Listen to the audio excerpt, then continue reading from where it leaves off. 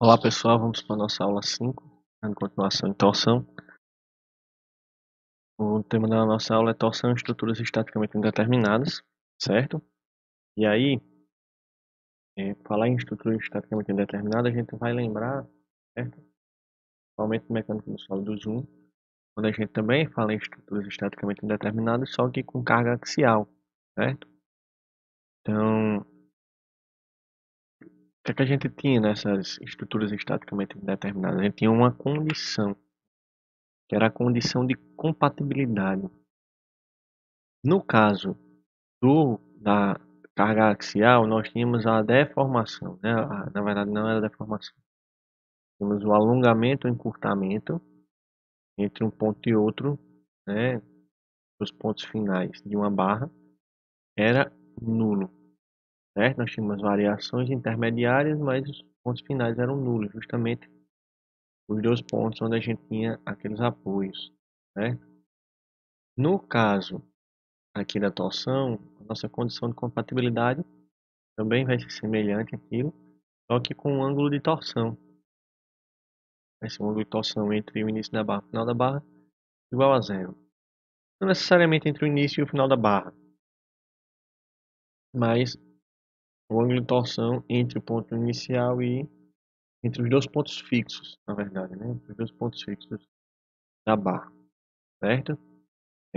Então, o que é que quer dizer, né? Uma equação estática, um problema com estrutura estaticamente indeterminada? Normalmente, com a utilização da estática, ou seja, considerando que o corpo é rígido, a gente não consegue resolver aquele problema. Como é que a gente vai conseguir resolver aquele problema? Levando em consideração que aquele material ele sofre uma deformação, e aí ao sofrer aquela deformação, ele vai ter, né, uma condição, né, de variação de tamanho, que é o caso da carga axial, e de variação de rotação, né, que é o caso do ângulo de rotação, certo? Então, quando a gente tem essa variação de rotação, a gente consegue, associando as variações de rotações que tem dentro de uma determinada peça, de um determinado eixo, a gente associando todos, a gente pega entre os dois pontos fixos, essa associação, a soma de todas elas vai ser zero, certo? Então essa é a nossa condição, é isso que a gente precisa estar atento, tá? Então, a gente tem aqui um eixo, certo? Esse eixo, ele está aqui desenhado, apesar dele estar aqui com as duas extremidades, né, aqui aparentemente livres, mas esse TA e esse TB aqui nada mais são do que reações de apoio, né? Então é um eixo que está fixo nas suas duas extremidades, e aqui no ponto, nesse ponto, a gente tem a aplicação de um torque T, certo? Como é que a gente faz a análise, né, de um eixo? A gente faz a seção, né? Com duas seções aqui, a gente tem nesse trecho, entre esse ponto e esse outro ponto, o torque interno vale TA, que é justamente o valor desse torque de reação aqui. Entre esse ponto e esse outro ponto, o torque interno vale TB, né? Então a gente está pegando justamente esse lado aqui do eixo, certo? Então qual é a equação do ângulo de torção? TL sobre JG, tá? A gente vai fazer o ângulo de torção deste trecho e o ângulo de torção desse outro trecho. Percebam para esse trecho aqui. Aqui, olhando esse trechinho. Esse torque aqui, ele está um torque positivo, certo? Então, o ângulo de torção também vai ser positivo. Então, TA vezes L de AC, aqui de A, aqui considerando o ponto A e aqui o ponto C, L de AC, sobre JG. Nesse outro caso, esse torque aqui ele já é um torque negativo. Se eu utilizar a regra da mão direita, o polegar vai apontar para dentro do eixo. Então, por isso que a gente tem um sinal negativo aqui. Menos TB vezes L de BC sobre JG igual a zero. Então, Isso aqui, esta equação precisa ser obedecida, certo?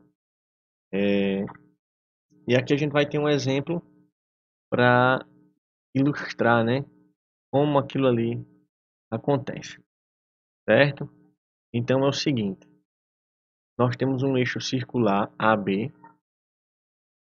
que consiste em um cilindro de aço de 240 milímetros de comprimento, né? Então é 120 mais 120, 240, e 22 milímetros de furo, perdão, e 22 milímetros de diâmetro, no qual foi feito um furo de 120 milímetros de profundidade e 16 milímetros de diâmetro na extremidade B. Então aqui a gente tem 22 milímetros de diâmetro total, e esse furo aqui, ó, que a gente está vendo aqui no pontilhado, justamente ele tem 120 milímetros de profundidade o furo e 16 milímetros de diâmetro, Então, aqui nessa parte a gente tem um eixo vazado, né? Então diâmetro externo de 22 e interno de 16. O eixo está engastado a suportes fixos, A e B, que são as extremidades, e é aplicado um torque de 120 Nm na sua seção média. Determine o torque aplicado no eixo por cada um dos suportes. Ele quer saber aqui quais são os torques de reação em A e em B, certo? Então vamos lá, qual a nossa condição, né? A nossa condição justamente é essa aqui, ó. O ângulo de torção entre o ponto A e o ponto B é igual a zero. Entre esse ponto e esse ponto, porque são extremidades fixas, certo? Aqui pelo DCL, que a gente tem aqui dessa figura, a gente sabe que TA mais TB igual a 120 Nm, certo? Então, como a gente tem essa condição para ser obedecida, e a gente tem duas seções, né? A seção de A a C e a seção de C a B, então esse ângulo de torção de A até B nada mais é do que a soma dos ângulos de torção de A a C mais o ângulo de torção de C a B. Então essa soma aqui também vai ser igual a zero. Quem é o ângulo de torção de A até C? É o torque em A, tá? Esse T1 aqui vai ser igual a TA vezes L de AC, comprimento de A até C, sobre o J de AC vezes o módulo de elasticidade transversal, menos o TB, que é esse T2, vezes o L de CB, sobre o J de CB vezes o G, que é igual a zero. Isso aqui, ó, essa parte aqui da equação, a gente passa para o outro lado positiva, né? Esse sinal fica positivo.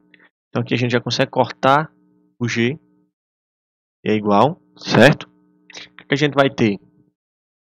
Isolando, né?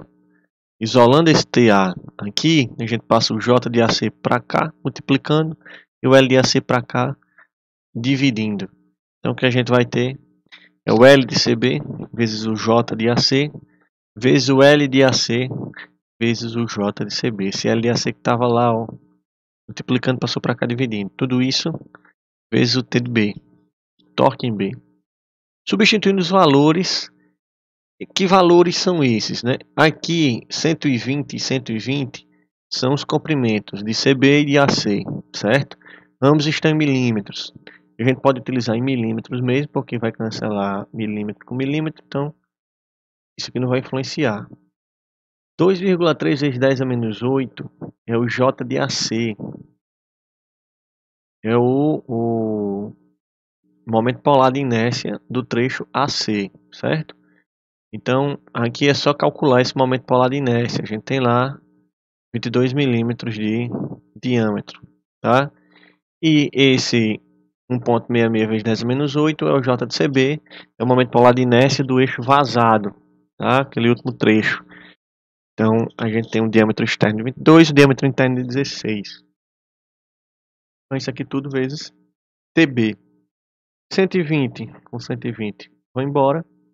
10 a menos 8 com 10 a menos 8 vão embora. Essa divisão vai dar 1,39. Então TA é igual a 1,39 TB. Naquela primeira equação que a gente colocou, a gente tinha que TA mais TB igual a 120. Então, substituindo 1,39 TB no lugar de TA, a gente vai ter 1,39 TB mais TB igual a 120 Nm.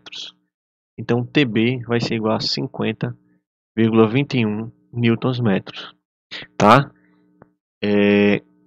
No outro caso, né, a gente pega esse TA, como TA mais TB igual a 120, o TA vai ser igual a 120 menos o TB, que é 50,21. Então, consequentemente, o TA vai ser 69,79 Nm. Então, está aí a resposta do nosso exercício. Então, é isso, gente. Um abraço e até o próximo vídeo.